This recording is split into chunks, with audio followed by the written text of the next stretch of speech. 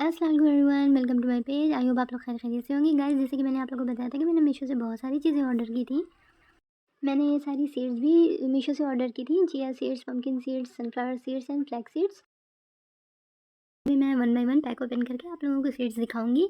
And the best thing is कि ये non GMO है, 100% नेचुरल है एंड प्रोटीन रिच है, डायबिटिक फ्रेंडली है और ग्लूटेन फ्री है।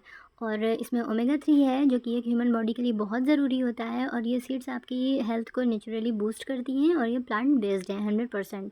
तो ये एक बहुत ही अच्छी चीज़ है जो कि एक ह्यूमन बॉडी के लिए बहुत इंपॉर्टेंट है।